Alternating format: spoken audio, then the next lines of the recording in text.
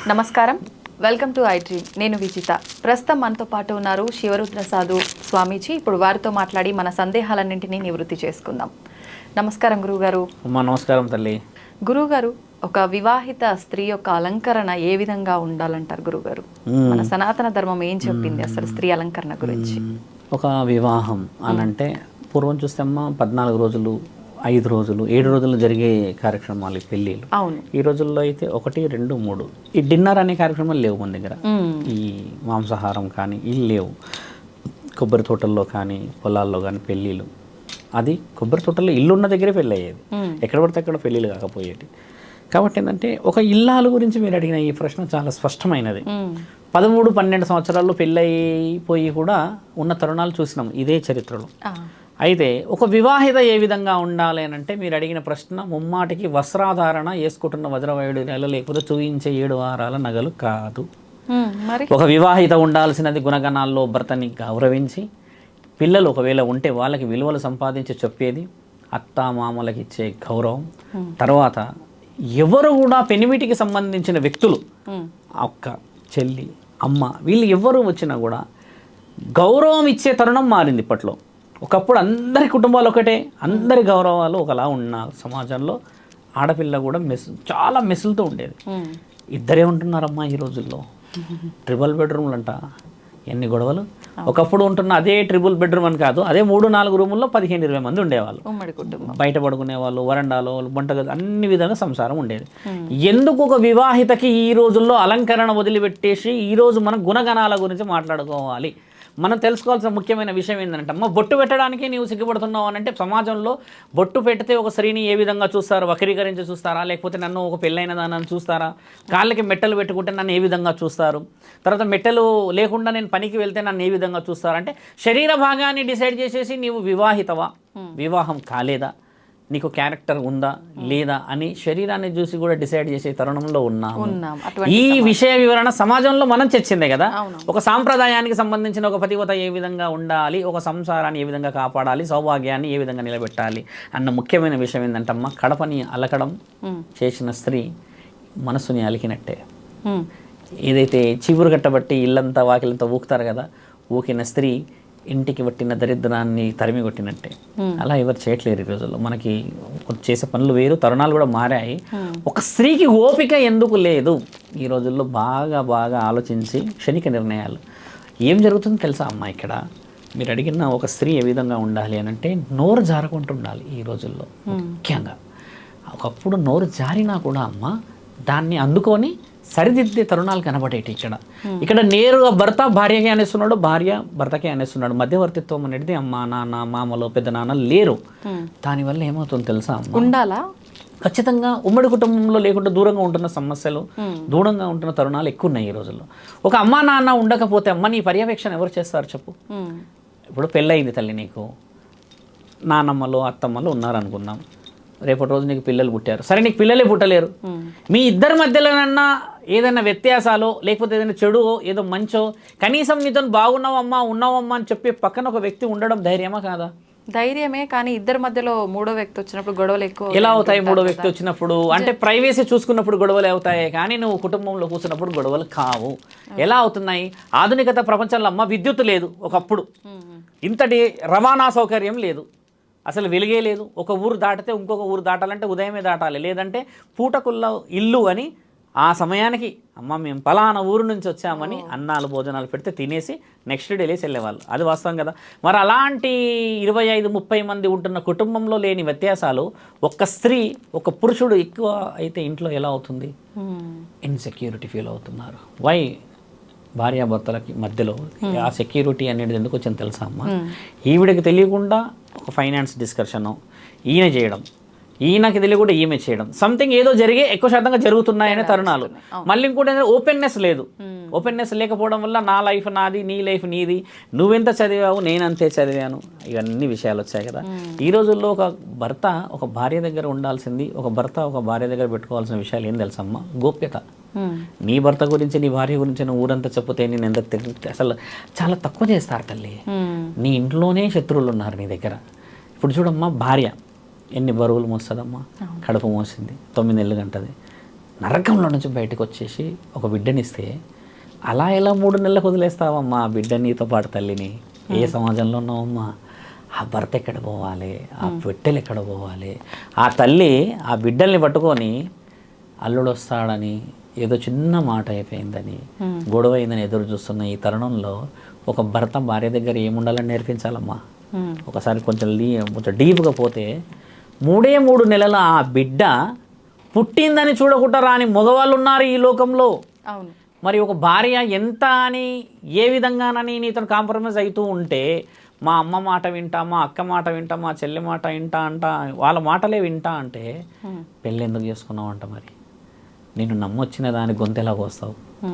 సరే ఒక మాట అన్నారేమో మీ వాళ్ళు, స్ట్రేట్ అవే పోయి నువ్వు కోర్టుకి పేపర్ ఇప్పించేంత స్థితిగతులు అవసరమా తల్లి? ఒక బ్రహ్మలోకం పెళ్ళంటే, దాంట్లో బ్రహ్మాండ లోకం పిల్లలుంటే, స్వర్గలోకం అంటే సంసారం. ఇన్ని లోకాలను వదిలిపెట్టేసి నరకలోకంలో కూర్చున్నావే, నీవేం మొగడివి? అతన్ని విలువలు వదిలిపెట్టేసేసి ఒక మాట అనుకుంటా ఉండకుండా ఉండే నువ్వు ఎలాంటి ఆడదానివి? ఏం మాట్లాడాలి? ఇద్దరూ తగ్గకపోతే అభం శుభం తెలియని ఆ కుటుంబం, ఆ 3 నెలల పసిపాప ఏం విలువ సంపాదించి పెట్టింది? అదే చూడమ్మా సమాజం చేసిన తప్పు. నీకు ఇష్టం లేదు అంటే, నీకు ఇష్టం లేదు అని అంటే పుట్టించుకోవడం ఎందుకు మరి? దీన్ని ఇక్కడ ఏంటంటే కామ కోరిక కోసం పుట్టించుకున్నాం అనడానికి లేదు. ఇష్టంగానే పుట్టించుకుంటారు వీళ్ళు, ఇష్టంగానే చేసుకుంటారు. ఎక్కడో బియ్యం పోసే దగ్గర ఏదో చిన్న విషయంలో ఎక్కడో ఒక మాటతోని కంప్లీట్గా లైఫ్ క్లోజ్ చేసుకుంటారు అమ్మ. సరే మనిషి చనిపోయాడు అనంటే విషయం వేరు, కానీ ఒక వ్యక్తిని కోల్పోతున్నాం అమ్మ. ఒక స్త్రీ ఎలా ఉండాలంటే అందరినీ కలుపుకుంటూ పోయే ఈ తరుణం వదిలిపెట్టేసేసి ప్రతిదానికి అమ్మగారింటికి చేరడం, ఏదైనా విషయ వివరణ వస్తే పంచాయతీలకు పోవడం. పంచాయతీ పెట్టేది కూడా ఎక్కడ పెడుతురు తెలుసా అమ్మ? నా తల్లి పరమాత్ముడు ఏడున్నాడో కానీ పోలీస్ స్టేషన్లో పెడుతురు తల్లి. అక్కడ హట్ అవుతున్నది చూడండి అమ్మ ప్రతి కుటుంబం. అక్కడ హట్టు కాకూడదు అంటున్నా నేను. ఎవ్వరు వచ్చినా సరే మనము ఇంట్లో కూర్చోవాలి, 10 మంది గొడవ పడుకోవాలి, 10 మంది జుట్లు పట్టుకొని అక్కడ ఇంట్లో కొట్టుకుందాం. మన ఇంట్లో మనం కొట్టుకుంటే తర్వాత 11 గంటల కన్నా అమ్మ మనం ఇట్లా అన్నా అట్లా అనుకోవచ్చు. పోలీసు వాళ్ళ చేతిలో పెడితే వాళ్ళు చట్టపరంగా కోర్టుకు అంటారు. కోర్టుకు ఒకసారి పేపర్ ఎక్కితే కోర్టుకే పోయావు, అయిపోయి కోర్టుకు పోయావు. ఇక నువ్వు ఎందుకు నాకు అన్న మాట. అసలు ఎన్ని కుటుంబాలమ్మా ఒక రోజుకు 16 మందితో మాట్లాడితే ఇట్లాంటి విషయాలు.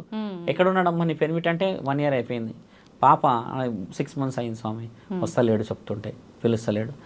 ఎందుకు వస్తలేడమ్మా అంటే ఆ రోజు చిన్న గొడవ అయింది, వాళ్ళ అమ్మ నన్ను ఒక మాట అన్నది, నేను ఒక మాట అన్నందుకు ఇంకా నన్ను రానిస్తలేరు స్వామి, నువ్వు రావద్దు మా ఇంటికి అని చెప్పి బూతులు తిడుతున్న రికార్డింగ్ వినిపిస్తారమ్మా.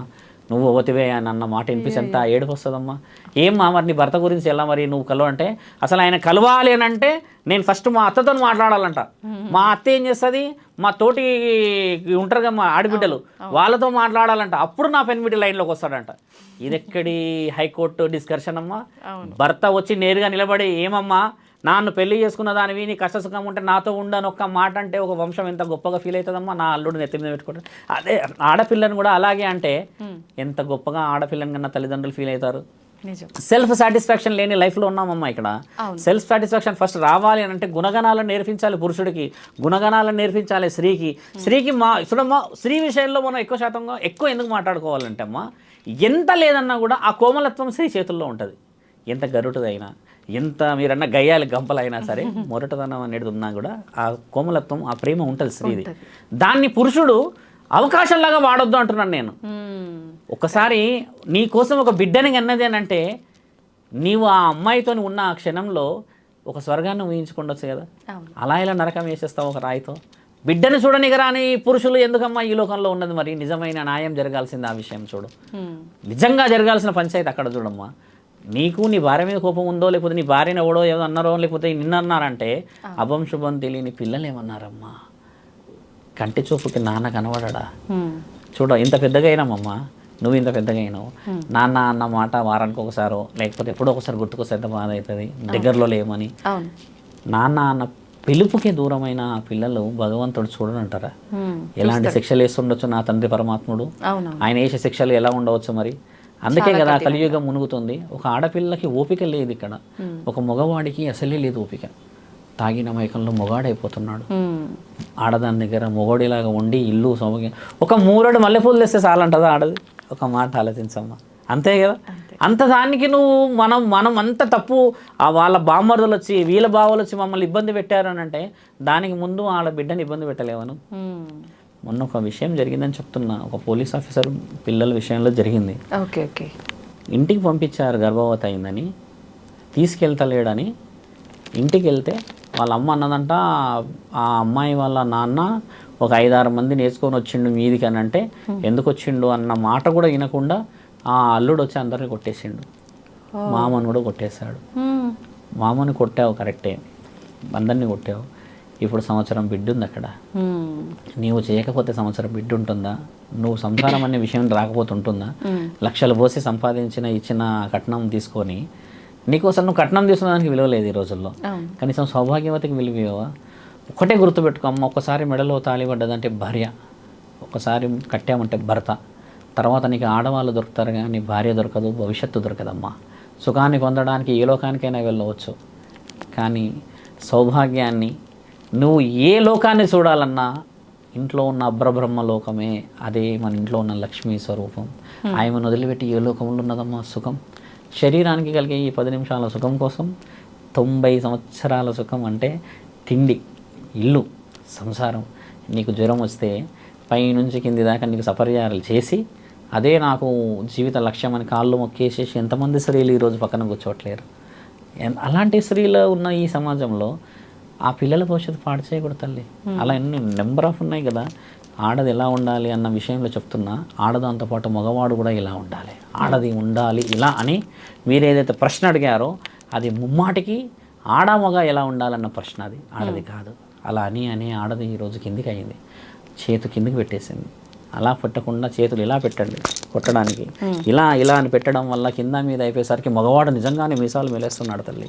మీసాలు మెలేయాల్సింది ఆడదాని దగ్గర కాదమ్మా, ఇల్లు, సంసారం, సౌభాగ్యం గడప దగ్గర. ఒక చిన్న పండు తీసుకురా అమ్మా, నాన్న తెచ్చేటప్పుడు ఆ పిల్లలు ఎదురు చూస్తున్న ఆ తరుణం ఎంత ఆనందంగా ఉంటుంది.